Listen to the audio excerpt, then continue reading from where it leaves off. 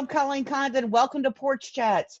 I'm chair of the Charleston County Democratic Party, and we want to let you get to know our candidates better. So we've been porch chatting with all of our candidates. Today we have with us Donna Brown Newton, who's running for State House 99. Welcome, Donna. Hi, Colleen. How you doing? Oh, so great on this pretty afternoon. So you're running for State House seat 99. Tell us what your concerns are that made you decide to run for this office. Well, the main concern was I realized that we're not being represented in Columbia, even though State House 99 covers Mount Pleasant, Daniel Island, Hanahan, and the Cainhoy area. The person that's run that district, I have never seen in my entire life. I've never seen a person before that person. So we need somebody to be there. I feel that's one reason why I got involved, to be there, to be able to a people person who can talk to the people, know what people need, and be able to represent them properly in Columbia. Like right now, today, I go out 3 times a week and help the school district feed the children here. So we give them the meals. We feed on an average of 100 families per service day, which is now Monday, Wednesday, and Friday. So things like that, just being out in the community, being involved with the people, just being more interactive with the community to know how best to serve the community when you go to the State House. Wonderful. I know you're the past chair of the East Cooper Democrats and have been very involved in politics. So I know you're very aware of a lot of the happenings in East Cooper. Of course, one of the challenges that you're very aware of that others aren't necessarily aware of listening is the problems that happen in the pockets in East Cooper, in the donut holes of East Cooper. The State House, of course, serves all of them. Yeah, right. Unfortunately, we have areas of Mount Pleasant people call donut holes, and now not only Mount Pleasant, Charleston, and Berkeley County. Those are areas that are represented by the town itself. So I live in actually an unincorporated area of Mount Pleasant. Mm-hmm. So a lot of concerns we have, you may not even hear about because we don't have a voice nowhere to even represent us to say, okay, we have these areas that have specific needs. Like the community I'm in right now, we have a specific need of just trying to get sewer for our community. So things like that, this is one example of some things. Some areas in Berkeley County, Cainhoy area, they have issues with wanting to have public running water. So things like that need to be addressed. It's not being put to the back burner. A lot of things being talked about right now is issues that concern the public as a whole, but not these little small communities, these unincorporated areas that have unique concerns as far as they may be surrounded, little areas in our community surrounded by $1 million homes. And right. So people look at, we put on the back burner because we don't have the connection. We don't have the voice. We don't have anybody in Columbia saying, okay, serve these people, help them. They need some things. They need somebody to address some of these local needs. And that's some of the things that I'm hoping if I'm able to get in Columbia, to be able to work with and address and bring to the forefront some of the needs that local communities are having. And Highway 41, for example, they have issue with the road, the crowding of Highway 41 and what to do and how to expand that. And in most cases, the smaller communities are always the one that have to sacrifice. We'd like right. there to be a different way of how they handle things and sort of maybe involve the smaller communities, have them come in, be at the table. In most cases, we're not at the table. So these small communities, these unincorporated areas just get overlooked most of the time. And I figured I'm an average person. I live in one small community. I've lived there my entire life. So I know some of the things that it needs to move it forward, to make it be more inclusive into the whole community and not being so separate, even the term is, like I said, the donut hole term. It's sort of a derogatory term for people that's in the area that do not want to be a part of the town for whatever reason it may be. People have different reasons for not want to be a part of the town, especially some of these communities that's been here in the area, that's been here for 50, 100 years, and they're sort of, some cases, rightly so, are concerned about there's no trust. Right. There's no trust, so that's just some of the reasons why people don't want to be involved. Oh, absolutely. When I was on county council, even though I was representing the West Ashley area, I served on a Sweetgrass Grassgate Commission.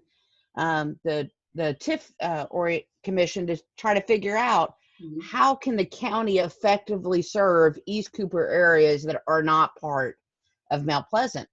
And working with Snowden and the other communities, definitely it's a challenge to go in and help a community when you don't have it's a easier cost per household when you have a large neighborhood versus a more traditional neighborhood that's not part of the city. But everybody deserves to have clean water and access to schools and access to parks across all of Charleston and Berkeley County. So I appreciate your dedication to all communities that are in House 99. So tell us a little bit more about yourself, Donna. Well, I work with Charleston County School District.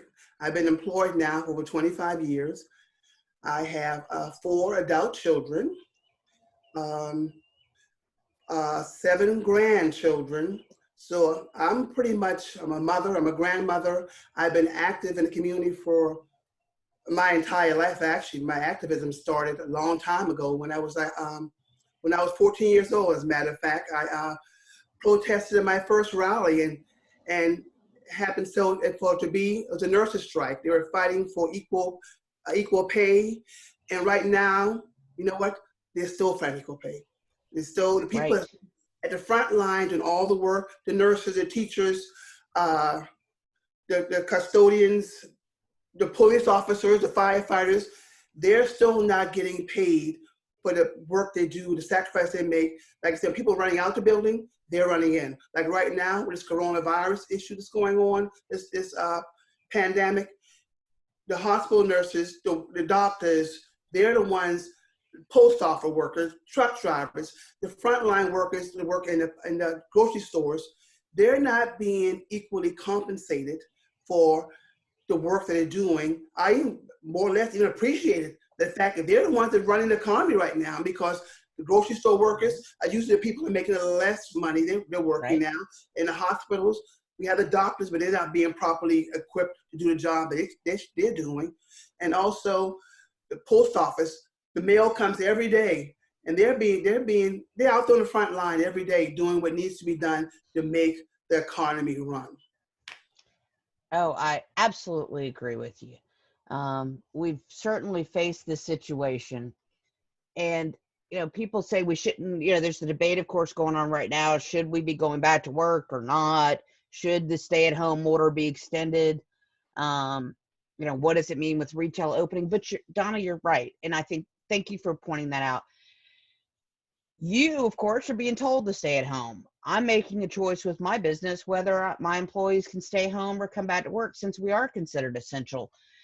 But grocery store workers and fast food workers, who tend to make some lower incomes a lot of times, weren't given the choice whether they have to go to work every day.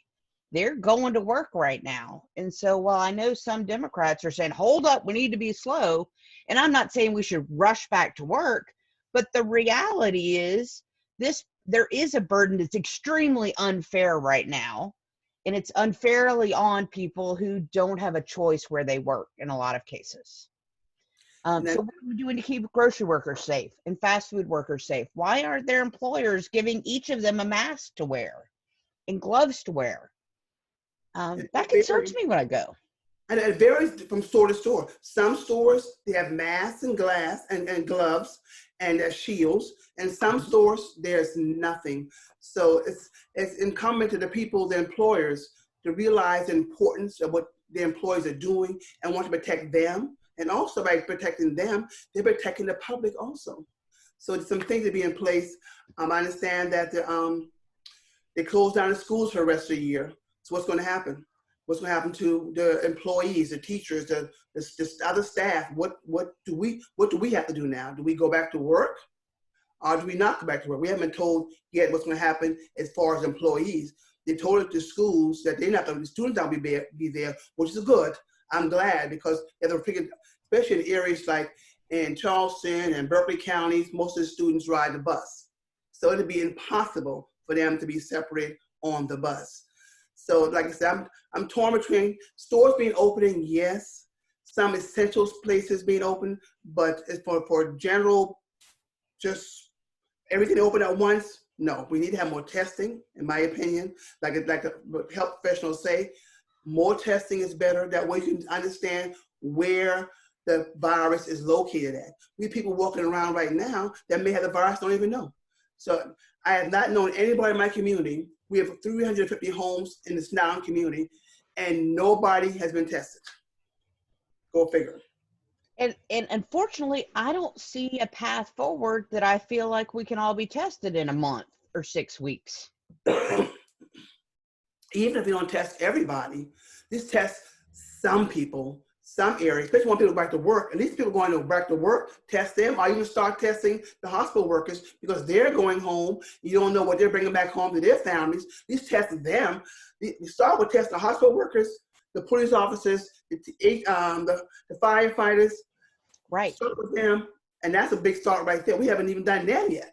So. And then think about how far behind our students are going to be, because most parents are not going to be able to teach their kids the curriculum as well as the teachers obviously could.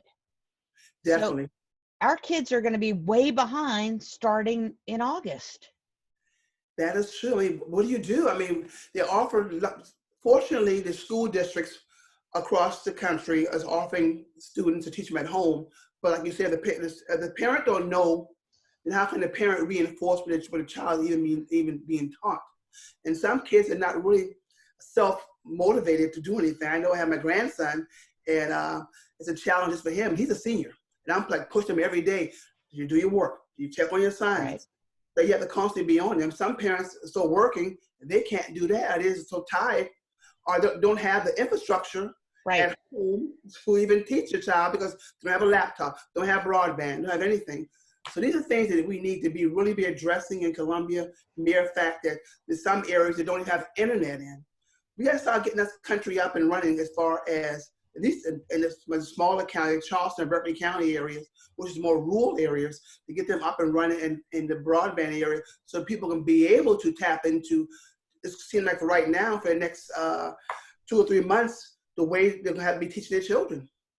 So yeah, and I mean, I applaud teachers who are trying their hardest to figure out how to communicate with their kids, but certainly if you don't have broadband, even if the teachers are creating a curriculum for the internet, the kids aren't able to get the information. Kids aren't able to get the access and the connections being offered. So I think the state's really going to have to figure out some very creative ways to help catch our kids up in the fall, across the country, probably. Exactly. That's going to be a mind-boggling thing right there. And then in some areas, they're told not to even fail the children. So they're moving to the next grade level, and then they want to have them even master the material from the current grade level. So I don't know how that's going to work when you get them, you push them forward to the next grade. They have all A's. They pass them in all the grades. Then they get there, say they're going from middle school to high school, ninth grade. They don't know anything. So there got to be something to be done this summer. If this pandemic settles down, there needs to be something done this summer where the students can be able to at least catch up, do something, some face-to-face time with teachers. Your grandchildren are lucky that they've got you and other family members. Absolutely think about the parent, as you already pointed out, who's going to work still, and they have middle schoolers sitting at home alone because they don't have a choice. Mm-hmm. They don't have anywhere to send them. Daycares aren't open. Programs aren't open. You know, I understand the safety concerns, but I'm very concerned, as clearly you are too, with what does this mean for moving people ahead. And when we look at that divide between the haves and the have-nots, it's just going to become greater with this period. It is. So you have a primary coming up on June 9th. How do people reach out to you, or how are you reaching out to people to share your vision? Pretty much right now, I've been sending out cards and letters. Okay. I've been communicating on the telephone. That's the only thing I do right now. And I did take a new training yesterday. I didn't know that Boat Builder had something that you can set up that they can actually send emails and texts to people. I said, oh. Okay. So you learn every time I take a boat builder training, I learn something new. So Oh yeah, that's a absolutely. Well, boat Donna, builder. what's the best way? Do you have a website that people can find out more about you, or? Yes, they can go to DonnaBrownNewton.com, Okay, and they can email me at dlbnnewton@gmail.com. wonderful. I'm on Facebook and I'm Twitter. You can reach me all kind of ways on Twitter and Instagram. It's Donna for SC99. Okay, Yeah. perfect. Well, Donna, thanks for your time today. I appreciate you sharing your thoughts with our listeners today, and hope you have a great day and good luck on June 9th. Well, thanks, Colleen. Appreciate it. Okay, Have a great bye. day.